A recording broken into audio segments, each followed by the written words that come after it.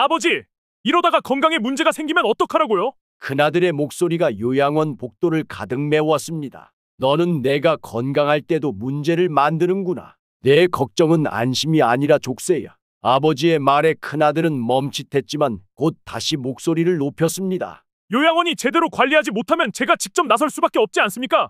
큰아들의 말은 날카로운 칼처럼 제 마음을 찔렀습니다. 가슴이 답답해지고 억눌린 분노가 터질 듯 솟구쳤습니다. 간호사들은 조용히 뒤로 물러섰고 원장님은 깊은 한숨을 내쉬었습니다. 요양원 복도는 싸늘한 침묵으로 가득 찼고 저는 더 이상 아무 말도 하고 싶지 않았습니다. 큰아들은 여전히 따지고 있었지만 제 안에서는 그 목소리가 점점 더 희미해졌습니다. 내가 잘못한 걸까? 아니면 이 아이가 너무 나서는 걸까?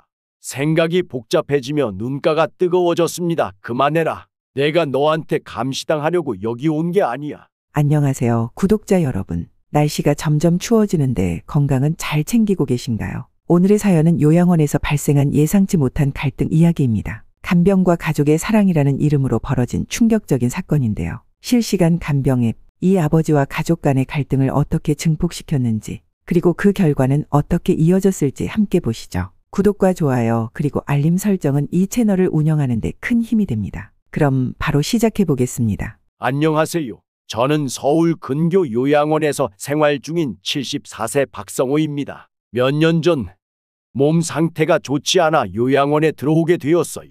처음엔 낯설고 어려웠지만 요양원 직원들의 배려와 따뜻한 보살핌 덕분에 편히 지내고 있었죠. 그런데 큰아들이 설치한 실시간 간병 앱이라는 기술이 제 삶을 흔들어 놓고 말았습니다. 아버지 건강을 위해서니까요. 큰아들은 그렇게 말했지만 저는 점점 더 통제받는 기분이 들었고 결국 이 앱 때문에 저와 가족 그리고 요양원 간에 큰 갈등이 생기고 말았습니다. 오늘은 저희 가족에게 벌어진 갈등과 그로 인해 제가 느꼈던 감정을 이야기해 보려고 합니다. 이 사연이 여러분께도 생각할 거리를 줄 수 있길 바랍니다. 저는 서울 근교에 위치한 한 요양원에서 생활하고 있는 74세 박성호입니다. 몇 년 전까지는 아내와 단둘이 지냈지만 아내가 세상을 떠난 뒤로 몸도 마음도 많이 약해졌습니다. 아내가 떠난 후 큰아들과 며느리가 요양원을 권유했습니다. 아버지, 이제는 저희가 더 신경 쓸게요. 요양원에서 편하게 지내시면 좋겠어요. 처음에는 거절하려 했지만 홀로 지내는 게 쉽지 않아 결국 이곳에 들어오게 됐습니다. 요양원에서의 생활은 생각보다 나쁘지 않았습니다. 아침마다 산책도 하고 동료 어르신들과 대화를 나누며 시간도 금방 흘렀죠. 박 어르신, 오늘 아침은 건강식으로 준비했습니다. 직원들은 친절했고 저는 제 나름의 일상을 만들어가며 만족스럽게 지냈습니다. 그러나 큰아들이 아버지 건강을 더 잘 챙기고 싶다며 실시간 간병 앱을 설치한 후 모든 것이 달라졌습니다. 앱이 보내는 알림과 데이터로 인해 큰아들은 점점 요양원과 저의 일상에 간섭하기 시작했습니다. 큰아들은 늘 성실한 아이였습니다. 어릴 적부터 책임감이 강했고 아버지, 제가 더 잘할게요 라며 기대를 저버리지 않았죠. 저와 아내는 그가 자랑스러웠습니다. 성우야, 내 아버지처럼만 살면 돼. 아내는 늘 큰아들에게 책임감의 중요성을 강조하곤 했습니다. 그가 성장해 사업을 시작할 때 저희는 평생 모은 돈을 흔쾌히 투자해줬습니다. 하지만 그 책임감은 점점 집착으로 변해갔습니다. 몇 년 전 큰아들이 제가 몸이 불편하다는 걸 알고선 모든 걸 계획하려 했죠. 아버지, 이제는 제가 아버지 삶도 관리해야 하지 않겠습니까? 그 말을 들을 때마다 자존심이 상했지만 가족을 걱정하는 마음이라 생각해 이해하려 했습니다. 그러나 이번 요양원 생활에서 그는 한계를 넘어서고 말았습니다. 모든 걸 건강을 위한다 는 이름으로 통제하려 들었고 저는 점점 더 숨이 막히는 것 같았습니다. 요양원에서 생활한 지 몇 달이 지나면서 큰아들이 설치한 실시간 간병 앱이 본격적으로 작동하기 시작했습니다. 아버지, 오늘 걸음 수가 너무 적네요. 산책 안 하셨어요? 아침 식사는 왜 절반밖에 드시지 않았어요? 앱에 기록이 그렇게 떠 있던데요. 큰아들의 전화는 처음엔 그저 걱정으로 들렸지만 날이 갈수록 간섭으로 변해갔습니다. 요양원 직원들조차 큰아들의 끊임없는 문의에 난처해했습니다. 박 어르신, 아드님이 아침 식사 데이터를 문의하셨는데 오늘 제대로 드셨죠? 간호사님이 조심스럽게 물어오자 저는 참을 수 없는 불편함을 느꼈습니다. 잘 먹었어요. 이제 그만하세요. 나도 내 생활이 있어요. 어느 날 큰아들은 저녁 시간에 다시 전화를 걸어왔습니다. 아버지, 오늘 오후에 혈압 체크를 안 하셨다면서요? 무슨 일이 있던 겁니까? 내가 혈압을 체크하든 말든 내가 왜 관여하냐. 순간 제 목소리가 높아졌습니다. 아버지, 이 앱이 있어야 제가 안심을 할 수 있잖아요. 큰아들의 목소리엔 조급함이 묻어났지만 저는 더 이상 이해할 수 없었습니다. 내가 안심하려고 내가 이 앱 때문에 스트레스를 받아야 하니. 간호사님들 사이에서도 이런 일이 계속 회자되며 그들 역시 피로감을 느끼기 시작했습니다. 박 어르신의 아드님은 너무 자주 문의하세요. 요양원 원장님은 미소를 지으며 중재에 나섰지만 큰아들은 계속해서 앱의 데이터를 맹신했습니다. 며칠 후 또 다른 문제가 생겼습니다. 앱에서 운동 부족 경고 알림이 뜬 것이었습니다. 아버지, 요즘 운동을 안 하시네요. 건강을 생각하셔야죠. 큰아들이 다그치듯 전화를 걸어왔습니다. 내가 뭘 안다고 그래. 나는 요양원에서 할 만큼 하고 있다. 저는 화를 참으며 대답했지만 큰아들은 물러서지 않았습니다. 운동 부족이 계속되면 건강이 악화될 수 있어요? 왜 이렇게 저를 힘들게 하십니까? 그 말을 듣는 순간 가슴이 답답해지고 숨이 막히는 것 같았습니다. 왜 내 삶을 내가 힘들다 말하지? 내가 힘든 건 생각 안 하나? 속으로 중얼거리며 한숨을 쉬었습니다. 큰아들은 요양원 간호사들에게 직접 전화를 걸어 데이터를 확인하고 이런 식으로 관리하시면 안 됩니다. 라고 따지기 시작했습니다. 직원들은 점점 지쳐 보였고 원장님도 난처한 표정을 감추지 못했습니다. 박 어르신의 가족분께서 너무 민감하게 반응하시네요. 간호사님이 조심스럽게 말을 꺼냈습니다. 저희도 최선을 다하고 있지만 가족분의 문의가 너무 잦아서 힘이 듭니다. 저는 간호사님께 미안한 마음이 들었습니다. 이게 다 나 때문인가? 하지만 동시에 큰아들의 행동에 화가 치밀었습니다. 그날 저녁 큰아들이 요양원으로 찾아왔습니다. 아버지, 이렇게 계속 무관심하게 지내시면 안 됩니다. 앱이 경고를 계속 보내잖아요. 앱이 경고를 보내든 말든 나는 내 방식대로 살고 싶어. 큰아들은 원장님에게 불만을 토로하기 시작했습니다. 이 앱을 설치한 이유가 뭡니까? 데이터를 제대로 관리하지 않으면 무슨 소용이 있습니까? 원장님은 차분히 대답했습니다. 앱은 참고용일 뿐 박 어르신의 자율성을 침해하지 않도록 저희도 신경 쓰고 있습니다. 그러나 큰아들은 말을 멈추지 않았습니다. 자율성이 문제가 아닙니다. 건강이 가장 중요하지 않습니까? 그 순간 저도 참았던 말을 터뜨리고 말았습니다. 너는 내가 내 건강도 못 챙길 만큼 무능하다고 생각하니? 큰아들은 잠시 말을 멈췄지만 곧 다시 항의하기 시작했습니다. 아버지, 이건 저도 아버지도 잘 되길 바라는 마음에서 하는 겁니다. 결국 우리 가족의 대화는 감정의 폭발로 끝났고 요양원 직원들은 모두 조용히 자리를 떠났습니다. 며칠 후 요양원 원장님이 저와 큰아들을 중재하기 위해 대화를 제안했습니다. 박 어르신 가족분들과의 소통을 원활히 하려면 서로 타협점을 찾는 것이 중요합니다. 원장님은 앱 사용을 줄이는 대신 가족이 정기적으로 방문해 상황을 직접 확인하는 방안을 제안했습니다. 큰아들은 처음엔 고개를 저었지만 결국 동의했습니다. 그럼 앞으로 제가 자주 찾아뵙겠습니다. 하지만 아버지, 건강만큼은 절대 소홀히 하지 마세요. 저는 내심 안도했지만 동시에 이 갈등이 끝나지 않을 것 같은 불안감이 스며들었습니다. 이게 정말 끝일까? 아니면 또 다른 일이 생기겠지. 그렇게 우리 가족은 잠시나마 평온을 되찾았습니다. 하지만 그 평온은 오래가지 않았습니다. 며칠 후 저는 요양원 복도에서 미끄러져 크게 넘어지는 사고를 당했습니다. 아버지, 괜찮으세요? 큰아들이 병원에 달려왔지만 저는 속이 상했습니다. 괜찮다. 이런 일로 호들갑 떨 필요 없어. 하지만 큰아들은 요양원 측의 관리 부실을 문제 삼았습니다. 이런 사고가 어떻게 일어납니까? 아버지가 다치셨는데 책임을 져야죠. 원장님은 침착하게 대응하려 했지만 큰아들의 불만은 쉽게 가라앉지 않았습니다. 그는 요양원에 대해 법적 조치를 검토하겠다고 말했고 이제 저는 가족과 요양원 사이에서 더 큰 갈등이 시작될 것을 직감했습니다. 요양원 사고 후 며칠간은 평화로워 보였지만 그것은 폭풍 전의 고요였습니다. 큰아들은 점점 요양원 관리 체계에 대해 의심을 품었고 어느 날 변호사를 대동하고 요양원에 찾아왔습니다. 아버지가 부상을 당한 요양원이 안전하다고 생각하십니까? 그의 목소리에는 단호함과 분노가 섞여 있었습니다. 이번 사고는 명백히 요양원의 관리 부주의 때문입니다. 이에 대한 책임을 묻겠습니다.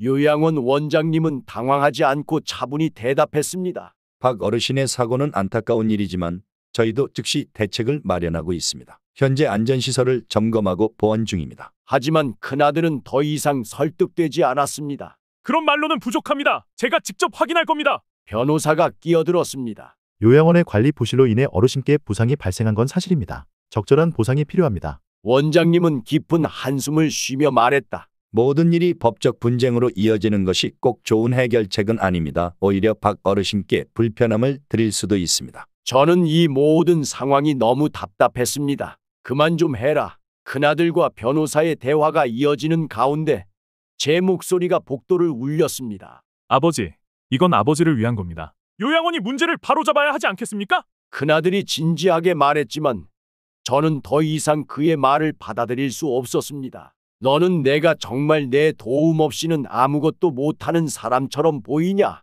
나는 내 방식대로 살고 싶다. 큰아들은 제 말을 듣고 잠시 멈칫했지만 이내 다시 목소리를 높였습니다. 아버지, 이건 제 걱정 때문이에요. 이번 사고가 다시 일어나면 어떻게 하시려고요? 그의 말이 끝나기도 전에 제 마음속 화가 폭발했습니다. 내가 넘어지는 건 나 때문이지. 요양원 때문이 아니다. 내가 나를 위해서라지만 결국 내가 나를 통제하려는 거잖아. 간호사들과 원장님은 침묵하며 난감한 표정으로 서 있었습니다. 박 어르신, 가족분들께서 걱정하시는 마음은 이해하지만 너무 과도한 개입은 오히려 스트레스가 될 수 있습니다. 원장님의 중재는 공감이 되었지만 큰아들의 태도는 바뀌지 않았습니다. 큰아들은 그날 이후 요양원의 모든 관리 사항을 집요하게 확인했습니다. 그는 직원들에게 매일 전화를 걸어 안전시설 점검 상황을 물었고 아버지 방에 CCTV를 설치하겠다고 주장하기까지 했습니다. 아드님, 그건 저희 규정상 어려운 부분입니다. 어르신들의 프라이버시도 고려해야 하니까요. 원장님이 단호하게 거절했지만 큰아들은 포기하지 않았습니다. 아버지의 안전이 최우선입니다. CCTV 설치가 안 된다면 다른 방안을 강구하겠습니다. 그는 변호사와 협력해 요양원 측에 공식적으로 개선안을 요구하는 서한을 보냈고 그 내용을 저에게도 보여줬습니다. 아버지, 이건 아버지의 안전을 보장하기 위한 조치입니다. 저는 서한을 내려놓으며 한숨을 쉬었습니다. 내가 이러는 게 정말 나를 위한 일인지 모르겠다. 큰아들의 행동이 점점 저를 옥죄어 오고 있었습니다. 큰아들의 끊임없는 요구와 간섭은 요양원 직원들에게도 영향을 미쳤습니다. 박 어르신, 아드님께서 또 문의를 주셨는데 이번엔 침대 위치를 바꿔야 한다고 하시네요. 간호사님의 목소리는 지쳐 보였습니다. 침대 위치까지 바꿔야 한다니 말도 안 되는 소리야. 저는 고개를 저으며 대답했지만 이미 직원들은 그의 요구를 처리하느라 바쁜 모습이었습니다. 아드님께서 CCTV 설치와 알람 시스템 강화를 요청하셨습니다. 산책로에 난간을 더 설치하라고 하셨습니다. 매일 이어지는 그의 요구 사항에 직원들은 점점 피로감을 호소하기 시작했습니다. 박 어르신, 가족분께서 걱정하시는 마음은 이해하지만 저희도 일정한 한계가 있습니다. 요양원 원장님은 한 번 더 큰아들에게 조율을 요청했지만 그는 듣지 않았습니다. 제 아버지의 안전의 한계라는 말은 통하지 않습니다. 필요한 조치는 모두 해야 합니다. 큰아들의 변호사는 상황을 더욱 복잡하게 만들었습니다. 박 어르신, 법적으로 요양원은 어르신의 안전에 대한 책임이 있습니다. 이 문제를 명확히 해야 앞으로 이런 사고가 반복되지 않을 겁니다. 저는 고개를 흔들며 대답했습니다. 나는 법적 문제를 원하지 않아. 그냥 평온하게 지내고 싶다. 그러나 큰아들은 멈추지 않았습니다. 아버지, 이건 저희 가족 모두를 위한 문제입니다. 그냥 넘어가면 안 됩니다. 가족? 내가 가족을 위한다며 만드는 이 소란이 정말 우리를 위한 거냐? 저는 목소리를 높이며 그에게 따졌지만 그의 눈빛엔 오히려 확신이 가득해 보였습니다. 이후로도 큰아들은 요양원 시설과 직원들의 관리 방식을 계속 문제 삼았고 저는 점점 더 지쳐갔습니다. 아버지, 이건 다 아버지를 위한 거예요. 큰아들의 목소리는 진심처럼 들리지만 저는 그의 지나친 간섭에 갇힌 듯한 기분이 들었습니다. 정말로 나를 위한 걸까? 아니면 자기 안심을 위해 나를 올가매는 걸까? 고민은 깊어졌고 갈등은 해결될 기미를 보이지 않았습니다. 큰아들의 요양원 관리 간섭은 날로 심해졌습니다. 그는 매일같이 요양원 직원들에게 전화해 관리 사항을 확인했고 급기야 요양원 내부 규칙까지 문제 삼으며 안전 강화 방안을 요구했습니다. 원장님, 왜 아직 복도 난간 설치가 완료되지 않았습니까? 침대 위치를 바꿔달라는 제 요청은 왜 반영되지 않나요? 큰아들은 요양원 원장님에게 매일 이메일과 전화를 보내며 압박을 이어갔습니다. 원장님은 한숨을 쉬며 말했습니다. 아드님, 요양원의 모든 시설은 규정에 맞게 운영되고 있습니다. 너무 과도한 요구는 다른 어르신들에게도 영향을 줄 수 있습니다. 하지만 큰아들은 물러서지 않았습니다. 규정은 중요하지 않습니다. 중요한 건 제 아버지의 안전입니다. 그의 단호한 태도는 요양원 전체의 긴장감을 불러일으켰습니다. 간호사들은 점점 피로감을 호소하기 시작했습니다. 박 어르신, 아드님께서 또 연락을 주셨는데 이번엔 식사 메뉴를 변경해야 한다고 하시네요. 한 간호사는 지친 얼굴로 저를 바라봤습니다. 이번에는 메뉴까지 바꾸라니. 내가 여기서 주는 대로 먹고 잘 지내고 있는데. 저는 고개를 저으며 한숨을 내쉬었습니다. 다른 어르신들도 점점 눈치를 보기 시작했습니다. 박 어르신, 아드님 때문에 요양원 분위기가 달라지는 것 같아요. 옆 침대의 김 할아버지가 농담처럼 말을 건넸지만 그 말에는 피로감이 묻어나 있었습니다. 저는 마음이 무거워졌습니다. 내가 여기서 잘 지내려고 한 건데 왜 일이 이렇게 커지는 걸까? 요양원의 직원들도 다른 어르신들도 모두 불편해 보였습니다. 결국 일이 터지고 말았습니다. 그날 저녁 큰아들은 요양원으로 불쑥 찾아왔습니다. 그는 변호사와 함께 요양원의 관리 상태를 점검하겠다며 강하게 나섰습니다. 아버지 방침대 위치부터 시작해서 안전 점검을 할 겁니다. 이곳은 믿을 수가 없습니다. 큰아들의 말에 저는 더 이상 참을 수 없었습니다. 너는 왜 나를 이렇게까지 괴롭히는 거냐? 제 목소리는 복도 전체에 울려 퍼졌습니다. 내가 여기서 잘 지내고 있다고 몇 번이나 말했는데도 왜 내가 자꾸 간섭하는 거냐? 큰아들은 당황한 듯했지만 이내 자신을 진정시키며 말했습니다. 아버지! 이건 다 아버지를 위한 겁니다. 여기서 사고가 또 생기면 어쩌시려고요? 사고가 생기면 그건 내 책임이다. 내가 어떻게 살든 내 방식대로 살게 놔둬라. 저는 더 큰 소리로 외쳤습니다. 그의 간섭이 더는 배려로 느껴지지 않았습니다. 그것은 저를 올가매는 족쇄 같았고 제 자존심을 짓밟는 일이었습니다. 큰아들은 직원들에게 직접 관리 상황을 점검하겠다며 자료를 요구하기 시작했습니다. 이번 주 운동 기록과 혈압 수치 데이터를 모두 확인하고 싶습니다. 아드님, 저희 규정상 개인 정보는 가족분께도 전부 공개할 수 없습니다. 원장님은 단호히 거절했지만 큰아들은 거세게 항의했습니다. 제 아버지의 정보인데 제가 확인 못할 이유가 있습니까? 투명하게 관리하지 않는 건 문제입니다. 그의 태도는 직원들의 피로감을 더욱 가중시켰습니다. 박 어르신의 아드님 때문에 다른 어르신들의 관리 업무도 밀리고 있습니다. 한 간호사가 조심스럽게 저에게 말했습니다. 저는 미안한 마음에 고개를 숙였습니다. 죄송합니다. 제가 알아서 해결해 보겠습니다. 며칠 뒤 큰아들이 제 방에 CCTV를 설치하겠다고 주장하면서 일이 더욱 커졌습니다. 아버지, 이렇게 하면 제가 항상 아버지를 돌볼 수 있습니다. 뭐? 내가 나를 감옥에 가둬놓고 살겠다는 거냐? 저는 그의 제안에 극도로 화가 났습니다. 그는 요양원 원장님에게도 같은 주장을 했습니다. 이 CCTV 설치는 우리 아버지의 안전을 위해 꼭 필요합니다. 아드님, 어르신들의 프라이버시와 요양원의 규정을 지켜야 합니다. CCTV 설치는 허용되지 않습니다. 원장님이 단호히 거절하자 큰아들은 목소리를 높이며 반발했습니다. 규정도 중요하지만 안전이 더 중요합니다. 요양원이 안전하지 않다면 제가 모든 조치를 취하겠습니다. 그의 말은 갈등을 극단으로 몰아넣었습니다. 내가 여기서 평온하게 지내고 싶은데 네가 자꾸 나를 괴롭히는구나. 제 말에 큰아들은 잠시 침묵했지만 그 침묵은 곧 더 큰 분노로 이어졌습니다. 아버지! 이건 다 아버지를 위해서입니다. 왜 그걸 이해하지 못하세요? 며칠 뒤 큰아들이 제 방에 CCTV를 설치하겠다고 주장하면서 일이 더욱 커졌습니다. 아버지, 이렇게 하면 제가 항상 아버지를 돌볼 수 있습니다. 뭐? 내가 나를 감옥에 가둬놓고 살겠다는 거냐? 저는 그의 제안에 극도로 화가 났습니다. 그는 요양원 원장님에게도 같은 주장을 했습니다. 이 CCTV 설치는 우리 아버지의 안전을 위해 꼭 필요합니다. 아드님, 어르신들의 프라이버시와 요양원의 규정을 지켜야 합니다. CCTV 설치는 허용되지 않습니다. 원장님이 단호히 거절하자 큰아들은 목소리를 높이며 반발했습니다. 규정도 중요하지만 안전이 더 중요합니다. 요양원이 안전하지 않다면 제가 모든 조치를 취하겠습니다. 그의 말은 갈등을 극단으로 몰아넣었습니다. 내가 여기서 평온하게 지내고 싶은데 네가 자꾸 나를 괴롭히는구나. 제 말에 큰아들은 잠시 침묵했지만 그 침묵은 곧 더 큰 분노로 이어졌습니다. 아버지!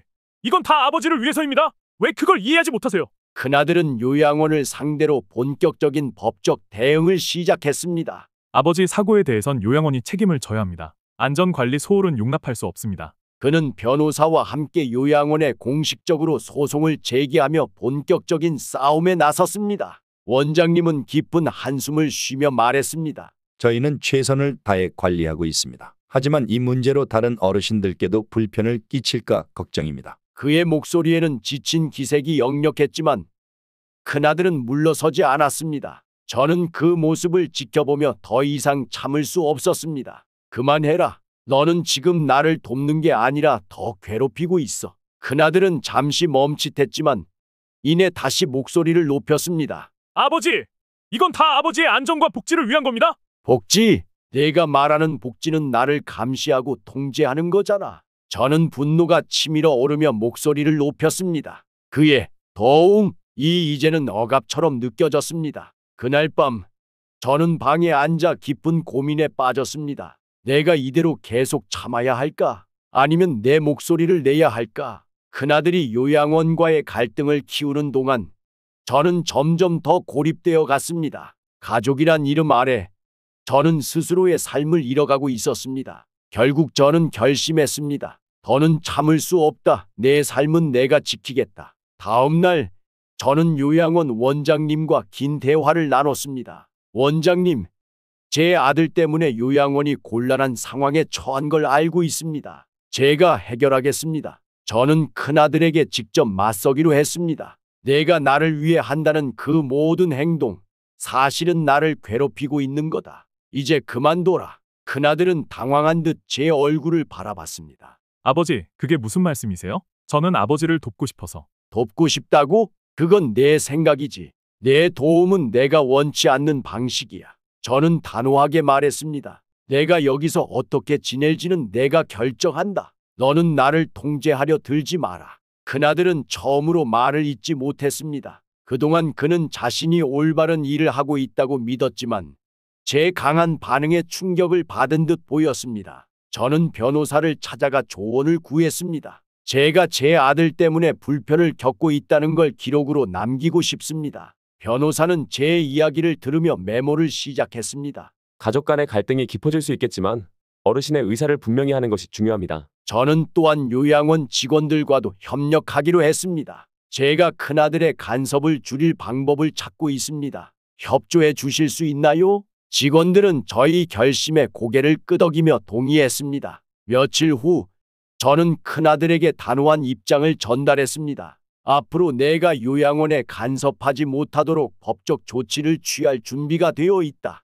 큰아들은 충격을 받은 표정으로 저를 바라봤습니다. 아버지!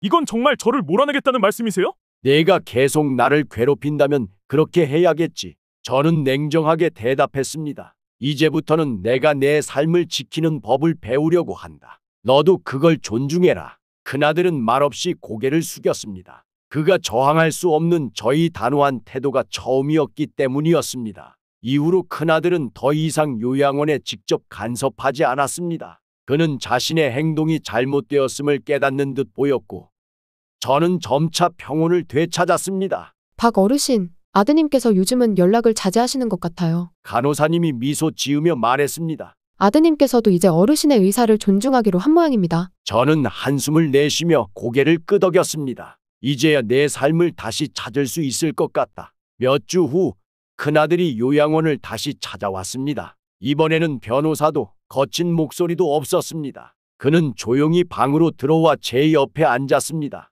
아버지, 그동안 제가 너무 지나쳤던 것 같아요. 큰아들은 조심스럽게 입을 열었습니다. 아버지가 원하지 않는 방식으로만 행동했던 것 같습니다. 죄송합니다. 그의 진심 어린 사과에 저는 잠시 침묵했습니다. 내가 잘못한 걸 깨달았다니 다행이다. 하지만 앞으로는 정말로 내가 원하는 걸 먼저 물어봐 줬으면 좋겠다. 저는 담담하게 말했습니다. 큰아들은 고개를 끄덕이며 대답했습니다. 이제는 아버지가 편히 지내실 수 있도록 도울게요. 간섭하지 않고요. 큰아들은 요양원에 새로운 기부를 제안했습니다. 아버지 사고를 계기로 제가 잘못했음을 깨달았습니다. 그래서 어르신들의 편의를 위해 시설 개선 기금을 기부하고 싶습니다. 요양원은 그의 제안을 받아들였고 사고를 예방하기 위한 난간과 새로운 산책로가 설치되었습니다. 요양원 직원들은 그의 태도 변화에 놀라며 미소를 지었습니다. 박 어르신, 아드님이 정말 많이 변하셨네요. 간호사님은 저에게 조용히 속삭였습니다. 저는 고개를 끄덕이며 대답했습니다.